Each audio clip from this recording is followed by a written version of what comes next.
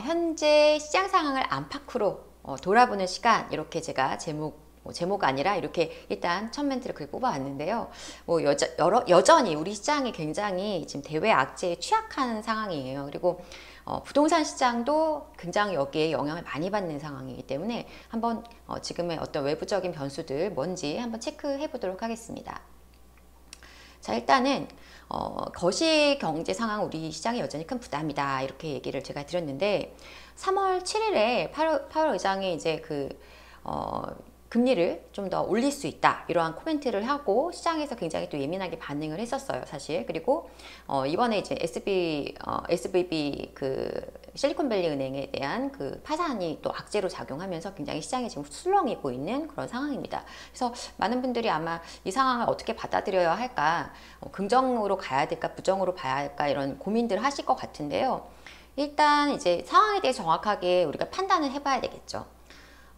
그때 이제 3월 7일에 연준 의장의 발언이 이거였죠. 최저금리 수준은 이보다 더 높아질 가능성이 있다. 이렇게 얘기를 하면서 어떤 빅스텝에 대한 어떤 예상이 나오기 시작을 하고, 또 어떤 연내에 좀 금리 인하는 어렵지 않을까, 이런 어떤 분위기가 나오면서 사실 되게 술렁였고요. 부동산 시장은 이 금리 문제에 굉장히 지금 아주 민감하다 보니까 그 부분에 대해서 다시 사람들이 날을 지금 세우고 있는 상황입니다. 그래서 뭐 여러 가지 이제 상황들이 안 좋았는데 환율도 그때 되게 급등을 했었고, 여러 가지 이제 좀 상황들이 나왔는데요. 그 이후에 지금 또 이제 SVB 파산 사태가 터지면서 또 한 번 시장이 지금 굉장히 막 출렁출렁 하고 있는 거죠. 오늘 보니까 이제 미 국채 금리가, 2년물 금리가 0.57%포인트가 급락했어요. 이거는 37년 만에 최대 하락폭을 기록을 한 겁니다. 근데 이제 3일 거래 동안에 이제 한 1%포인트가 빠진 건데요. 이거는 사실은 이제 기준금리를 좀 반영하는, 이 2년물 국채는 반영하는 것이다 보니까 금리 인하에 대한 기대감이 조금 나오고 있는 것도 사실이고요. 오늘 같은 경우에는 어제만 해도 분위기가 괜찮은 것처럼 장을 마감을 했는데, 이제 오늘은 미국의 어떤 시장 상황을 반영하면서 아시아 증시도 다 동반 급락을 했고, 우리나라도 지금 최악의 하락률을 기록하면서 장 마감을 했습니다. 뭐 지금 2년물 국채는 제가 이렇게 그래프 한번 가져와 봤어요. 그래서 지금 이러한 상황들이 어떤 분들은 마치 과거에 2008년도에 어떤 세계적인 금융위기를 연상하시는 분들도 있으실 것 같습니다. 그래서 이제 제가 볼 때는 분명히 다르다라고 생각을 하지만, 분명한 것은 어떤 이 리스크가 우리가 확정 지을 수는 없다라는 거죠. 그래서 시장 전반에 미칠 수 있는 어떤 리스크가 될지, 아니면 이것이 그냥 어떤 유동성에 대한 문제로 부각되면서 금리 인상을 어떤 축소하는, 금리 인상 폭을 줄이는 방향으로 가게 될지는 좀 지켜봐야 되는데요. 일단은 뭐 많은 언론에서도 얘기 나왔겠지만, 옛날에 과거에 리먼 사태가 터졌을 때는 여러분들 다 기억하실 거고, 기억하지 못하시더라도 많이 들으셨을 겁니다. 그때는 굉장히 어떤 부실한 어떤 대출들이 문제가 되면서 정말 시장 전반에 엄청난 파장을 불러일으켰던, 지금과는 완전히 다른 어떤 색깔의 위기 상황이 온 것이었어요. 근데 지금 이번에 이 SVB 사태는 사실은 특수한 어떤 대상을 하는 은행이, 그리고 무엇보다 중요한 것은 금리가 이 국채에 투자를 했던 건데, 국채 가격이 하락하니까요. 사람들이 국채를 매력을 못 느끼는 상황에서 국채 가격이 떨어지다 보니까 금리를 너무 많이 인상하고 이러다 보니까 그런 것들로 인한 사실은 문제가 불거진 것이거든요. 그래서 과거와는 굉장히 다른 부분이긴 합니다. 다만 이것이 그래도 우리가 모르는 어떤 악재들이 계속 불거져 나오면서 전반으로 퍼져나갈지는 좀 봐야 되겠죠. 봐야 되는 상황이라고 생각하고요. 제가 생각하는 거는, 금리 문제에 있어서는 저는 긍정적으로 좀 바라보고 있습니다. 많은 분들이 그렇게 생각하실 거예요. 지금 보면 이제 금리 동결 내지는 인상폭을 축소하는 방향으로 갈 것이다, 이런 예상이 많이 나오고 있고요.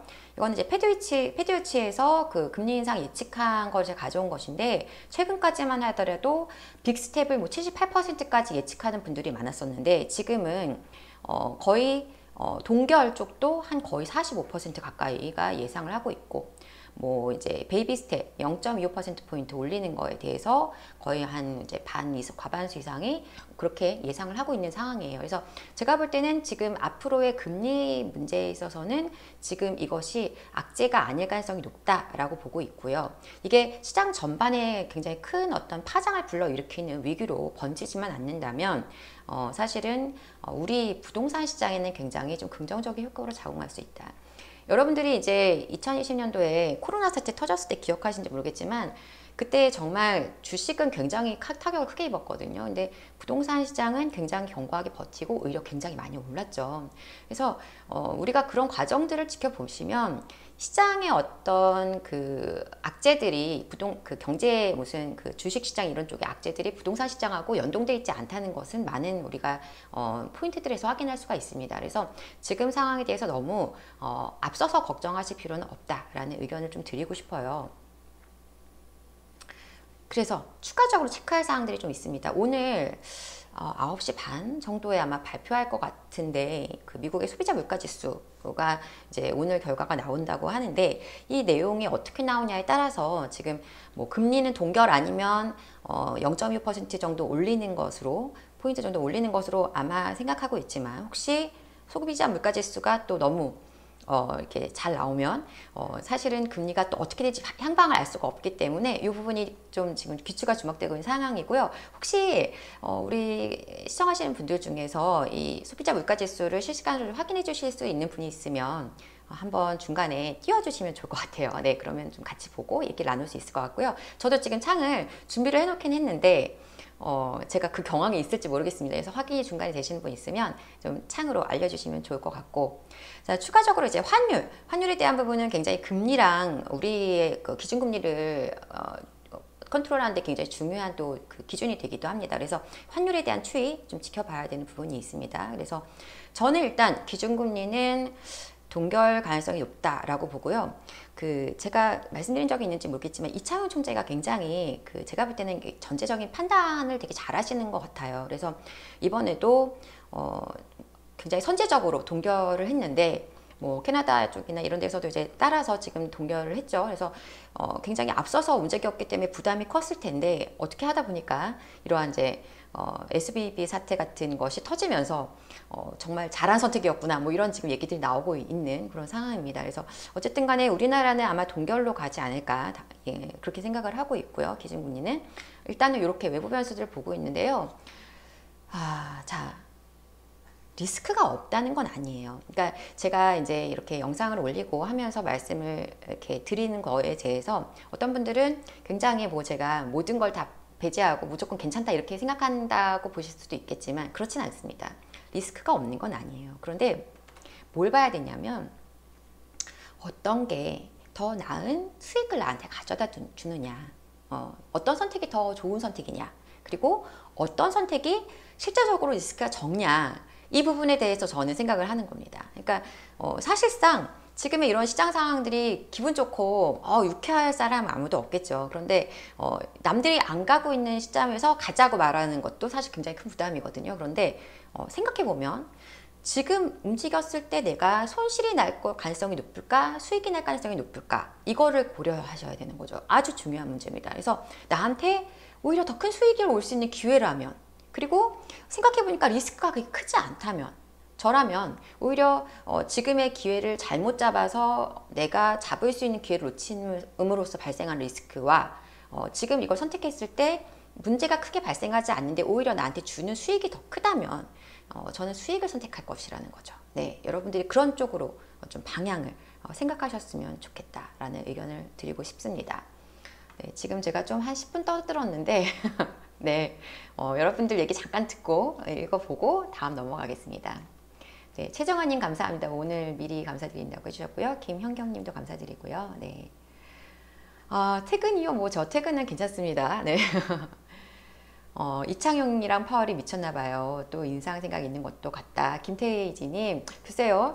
이창용 총재는 모르겠습니다. 제가 생각할 때는 아마 금리를 또 인상하지는 않지 않을까? 저는 그렇게 보고 있고요. 파월은 모르겠습니다. 지금 이제 CPI 지수 나오는 거 한번 봐야겠죠? 네, 아이스 아메리카노님도 반갑습니다. 자, 그래서 지금 일단 이렇게 제가 지금 전체적인 시장 상황에 대해서 얘기를 드렸고, 저는 이렇게 생각합니다.